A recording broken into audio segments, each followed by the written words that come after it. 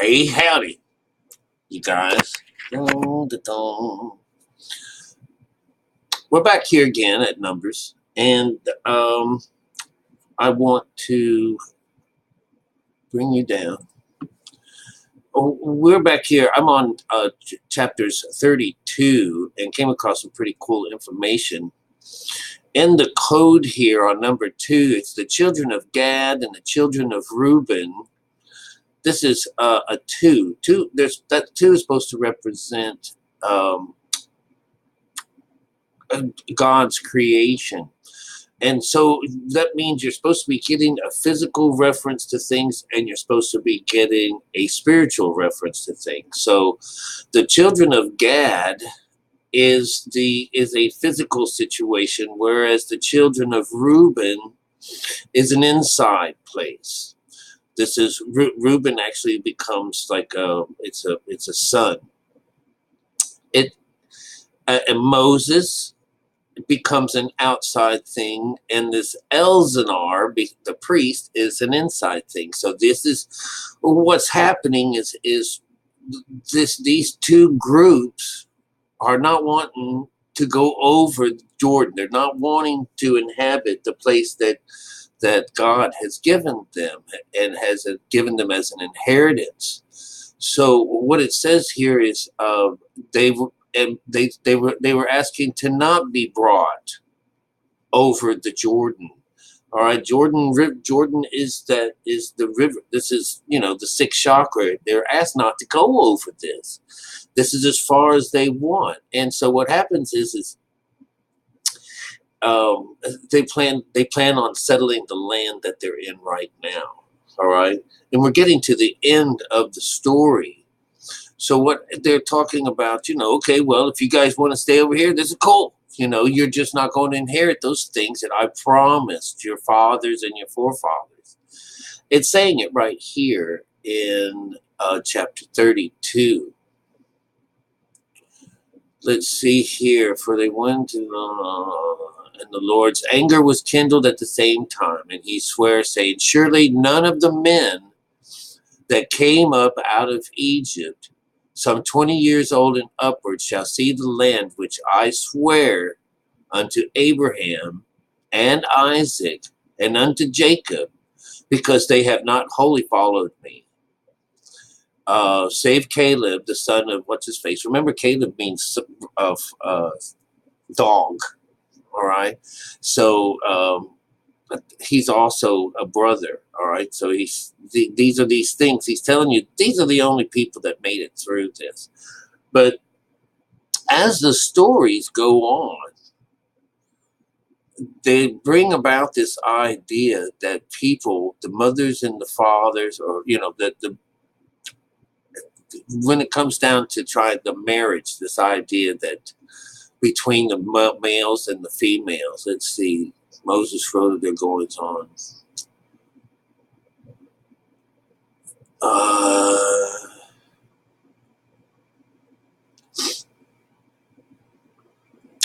Well, let's go one more. We're going down to chapters 34. What's next? 34, 35.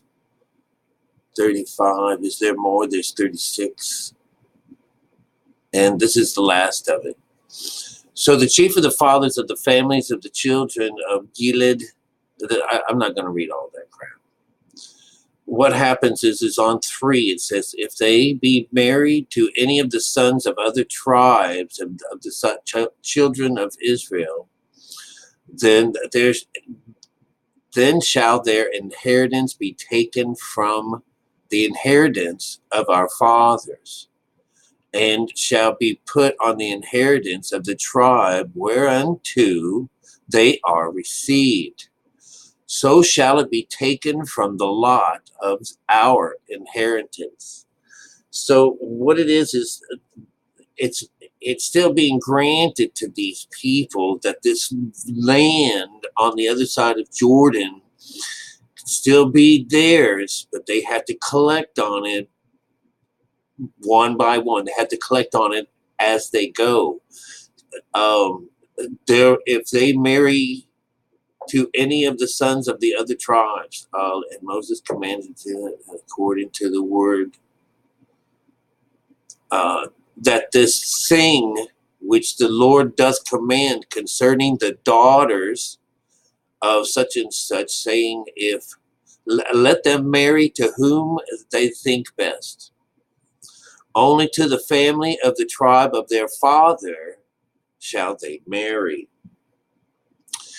So the father, we know the father is an outside thing. So this is talking about, and I mentioned this earlier, that this is what it means to be the fallen angels, the sons of men, going and marrying the daughters, which is the idea of taking on something lesser than mother. And it says, and every daughter that possesses the inheritance in any tribe of the children of Israel shall be wife unto one of the families of the tribe of her father, that the children of Israel may enjoy every man the inheritance of his father. Never shall the inheritance be removed from one tribe to another. Let's see. Even the Lord commanded Moses, so did the daughters of this Zelophehad, whatever. And they married into the families. This is the end of these stories here, I think. Well, it should be, this is the fourth. We got one more book to go.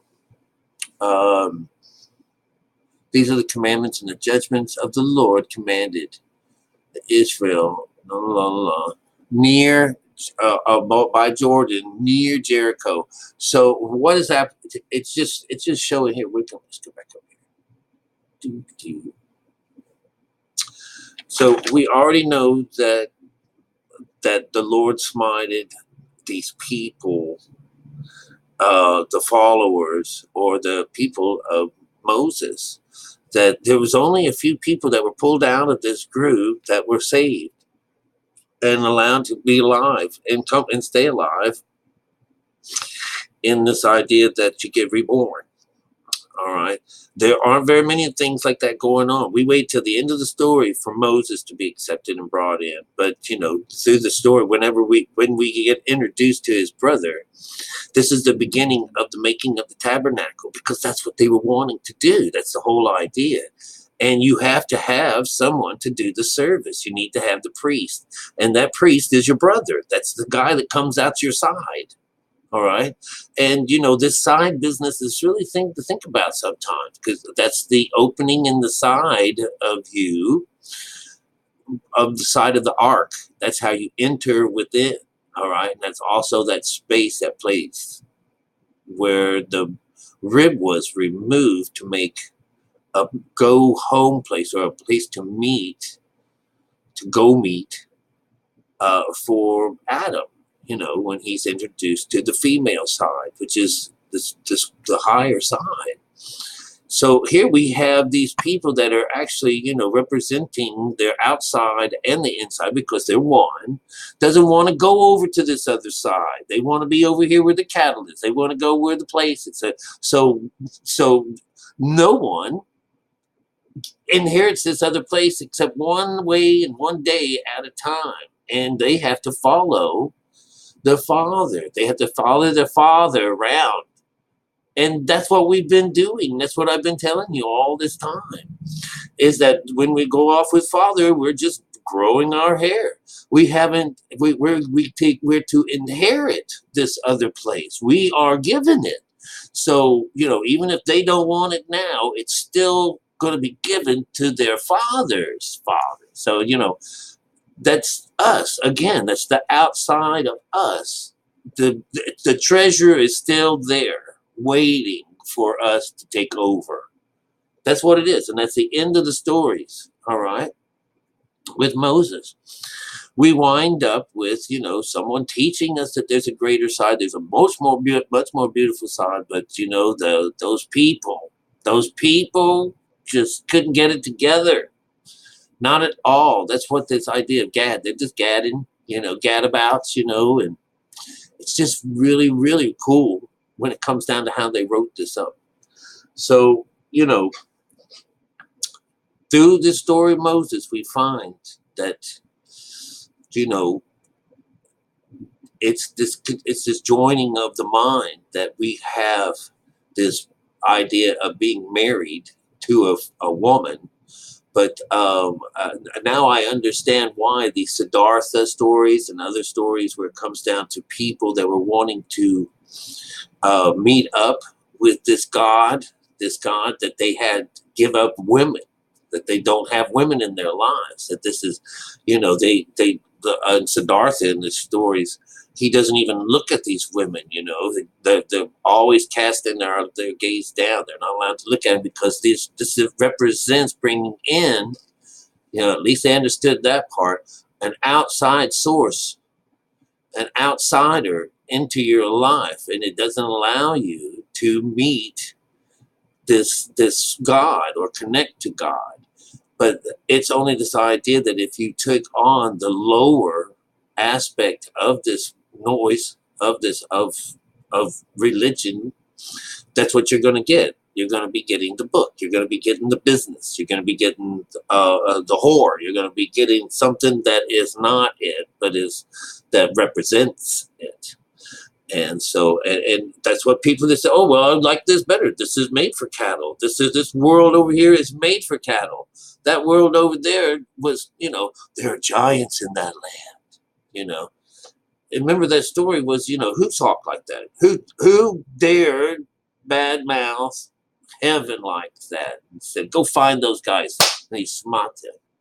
And of course, that's the way it was all this time. Go and find those guys that are hanging out with Baal. We're going to kill them. Go out there and find all those people. We're going to take away their right arms. We're going to cut them out of the picture, chop them out of the group. We're going to stick them outside. Well, that's where they wind up anyways. They wind up outside. They wind up on this side of the Jordan. They line up on the left side of the mind. That's where we are. That's where I wind up, even after going over, making it over to this other side. The only thing is that when I come back to this earth, I'm not looking at it through one half of a brain. I've got both sides of my brain working for me now. All right? That's all it is. That's what the only difference is. Besides maybe just some kind of blessings or something that happened along the ways, but I'm going to have to live through those to find out what that's like, because it's only been so long.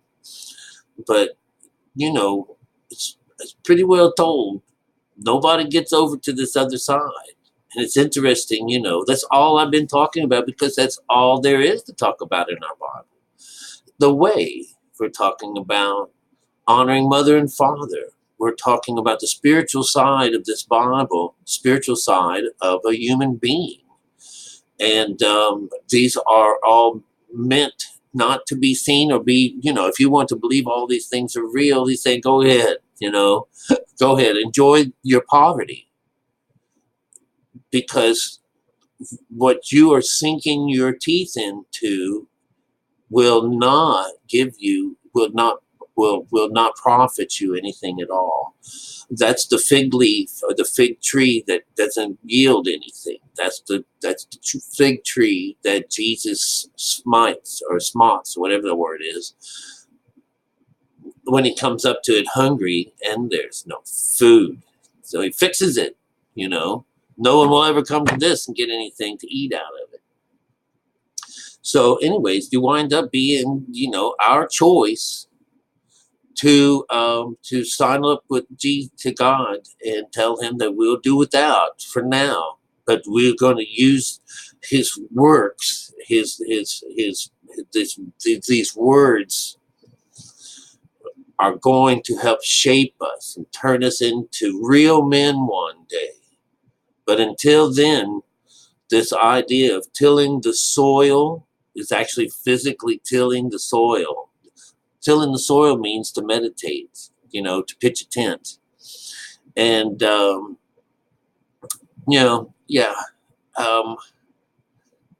it's very interesting how it all goes, all right? So we are all on our own at this particular time, and we find that it's the Father, which is your mind, has the choice of making this come alive or to continue on its own little route. But when he makes up his mind, when you make up your mind that you've had enough, you've had enough of hanging out with father, and you just happen to learn that there's a mother involved with this, and you'd like to get involved with this part of your body to get this thing, bring it to life and bring you back to life, then it's up to you, your father, the father part of you, to say, I've had enough. And it's this father, you, that sits down on the side of the bed or on the ground someplace, wherever it is that you pitch your tent, and see about going about changing this and bringing about that inheritance that you were told to get.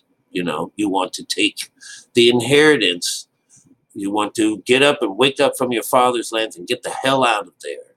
You know, the thing is that, you know, we knock him out, we take him along with us, and he gets cleaned up as well as we do. And he just hasn't had any.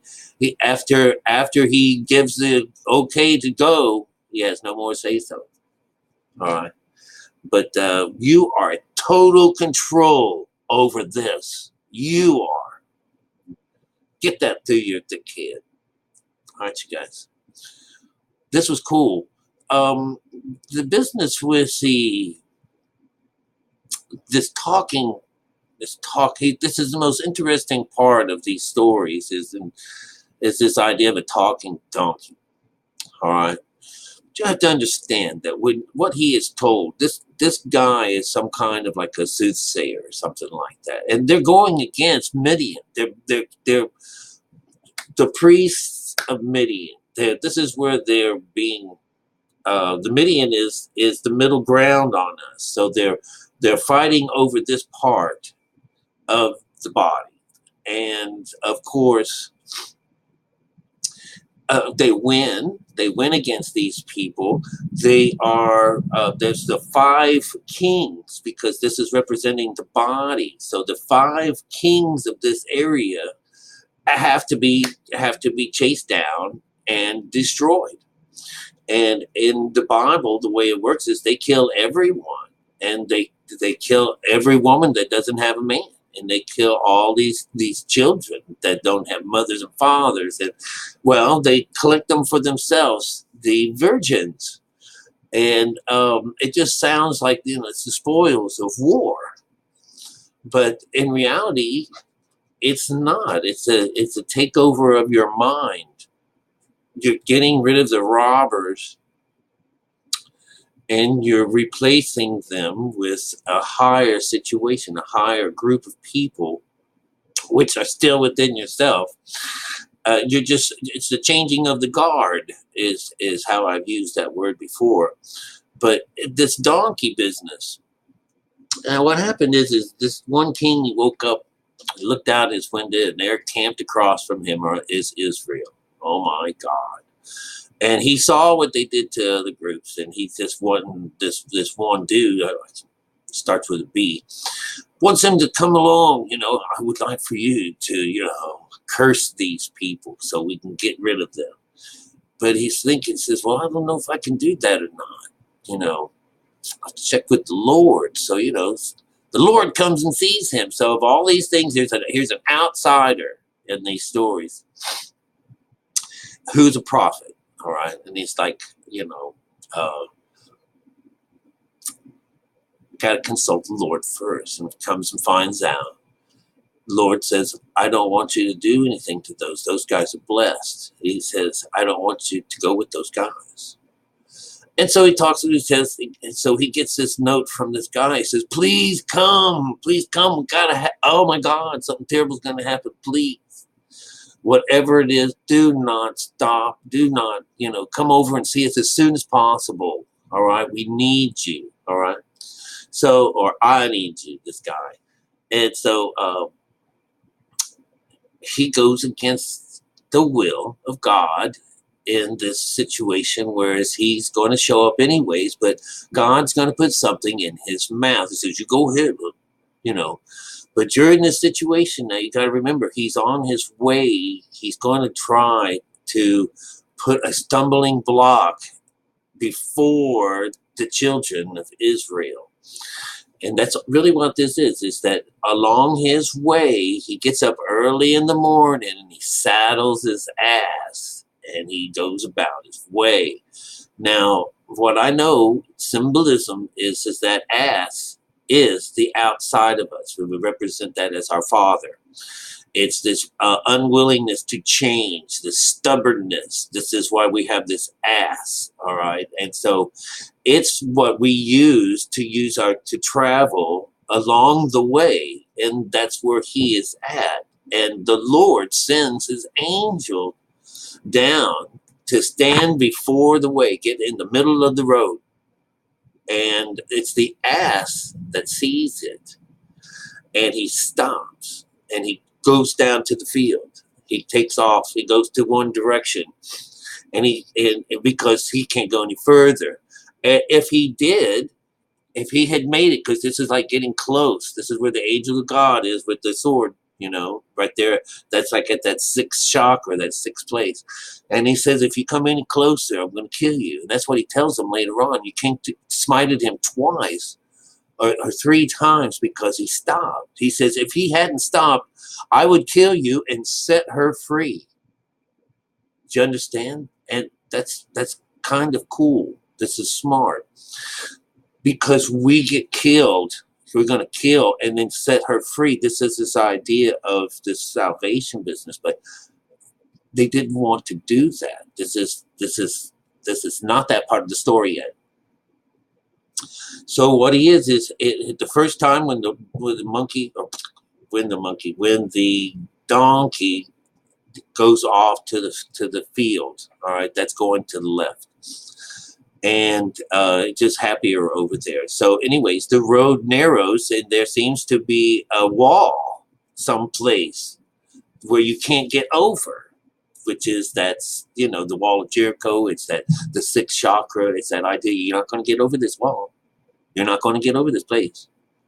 And if you do, I'm going to kill you. And so it takes that idea of the tabernacle that those that are drawn near shall die. And of course, that's what we want. We want to draw near to that wall, and we want to jump over it. And in fact, when people want to go into the Jericho and stuff like that, they have to circle it 7 times, blowing a horn every time, and then the wall falls down. So the second time around, here's this donkey. He sees that thing. He sees that angel of the Lord, and this time he runs to the left and he runs into the wall. He bangs up against it and it bruises his foot. All right, this again. They had to say it, but it's the bruising of the heel. They always have these in the stories. This is like Jacob and Esau. Jacob comes out holding on to the heel of his brother. All right, so this is the stumbling block that they're talking about, bruising your heel. So the second time he gets hit again because you just hurt me, and so this angel finds a narrow place and he's going to hang out right there. He's got to go no further, and he opens the eyes of, he has to first. It's the physical side of us. This donkey that actually saw what was going on, and this time he just laid down underneath this guy. This time, he just laid down on his feet, and this when this thing turned around and looked at him, says, what did you do that for? Why did you smite me 3 times? For the Lord opened its mouth. And then it started saying these things. He says, why do you go against me? What's this? It's the 3rd time that you've done this. What is going on? Well, it takes 3 smitings to get over to this other side. And so the Lord opened his eyes and he saw this guy. He saw the angel standing in front of him. And he says, you know what? If that animal did not stop when he did those 3 times, I would kill you. I would have just killed you. All right. But he's still needed in the story, because what he's supposed to do, he is supposed to go ahead on this raid, but he now has to take what God has put in his mouth to say. And so he was taken over there to curse this group so that they could win the fight. And what do they do when they get over there? Is this guy blesses them, and he blesses them 3 times. Remember, everything's in 3. So this guy says, I brought you here to curse them, and you've blessed them again and again. He said, get on with yourself. I've had enough of you. Well, all the kings wind up dying, and so does this guy, all right, this priest. Only because, this median, and that was given to these children of Israel. This is on their way to try to get over to on the other side of Jordan. But it just so happens that they don't want to go any further. They've decided that they're going to go without. It says, what about the fight? You're going to fight? You're just going to sit here? It says, yeah, just going to sit here. So they're not even going to fight for this other side, So this talking donkey is this conscious effort to try to keep you from going over onto this other side. This is the donkey that doesn't want to change. It doesn't. This is the whole idea. It goes this way, it goes that way. It doesn't want to go, it doesn't want to do this, So we get that funny little talking business, all right? Because that's our nature. And so but later on, like I said, he was supposed to be a key source in winning against the Israelites, but they don't. In fact, he winds up being blessed by them, and they're given their free ride, and, well, the rest is history, if you want to call it that. But nobody ever makes it anywhere. God is less than pleased that these people don't want to go over on this other side. He's just thinking like, you lazy guys, you lazy people. Well, go ahead and have your way, So anyways, that's basically Numbers, all right? They spend a lot of time killing people in this story. And but you have to understand it as the battle. It's the God battle over, it's God battling with himself. It's this idea that this man, the physical side of us really wants to do its own thing, and it doesn't care to be ruled over by a woman, and it'd rather take the lower side of things and take this wife on, and she be subject to him. So it's not like the other way around, whereas when you finally make it up there and meet your mother, this becomes this is flipping things around, so where now you are taking orders from mother and father now. So this is that great council that they talk about, right? The 4 and 20, the elders that come in to help you along the way. This is because you have gained control over them, all right? By those 5 kings being destroyed by Israel. All right. But anyways, that was Numbers. All right. It pretty much shows us that we're not connected to God, and that there it shows you that the children of God are not inheriting the places that they wanted, but it was a pipe dream that was never brought up to life, And of course, that's where everyone is even to this day, because we have to restore the temple before God can have a place to hang out. And they think the people of earth think that it's going to be in some building somewhere. But not even the building that Jesus goes through and clears out, and destroys, the money changers and things like that. This is Jesus in his, as a spirit, going through his house and clearing all this crap out of it. And this is in your mind, because you let the left take over it, and they're selling animals and they're selling things. They're making money off of this. The left side is just, this And in Jerusalem, in real life, it becomes this bizarre, some giant place of money making and money exchange. But in our mind, it's the same way because we don't know God. We're not connected. So our brain is is polluted with all of this outside garbage. And so if you want to make it over to this other side, you have to have a clear mind. It has to be a virgin mind, which means there's nothing going on. And so what he is doing, he's wiping it out, cleaning it out, swoosh, swoosh, swoosh, getting rid of it, just like he did when he smited that fruit tree that didn't have anything growing on it. It's the same idea. He says, I'll take care of that. I'm not going to go someplace. So he's clearing out your mind. He's clearing out your mind, and he's stopping all this noise and all this crap so that you can make it over to this other side. So even that is not God's house on land being cleaned of the money changers. No, Jesus is a spirit. Jesus doesn't represent what is outside of man. He represents what's going on inside of us. And so that again showing that he has to clear ground in order for God to come back. So God is not with us. And that is that we have to rebuild even the road to get there. All right? It's just really beautiful how everything is written. But once you can adjust your eyes to where you're supposed to be in these stories, and remember, this is a spiritual book. It's not a physical book. It's not about real life. It's about spiritual stuff, things that happen on the inside of us. All right? Anyways, I love you guys. I hope you got something out of this. All right.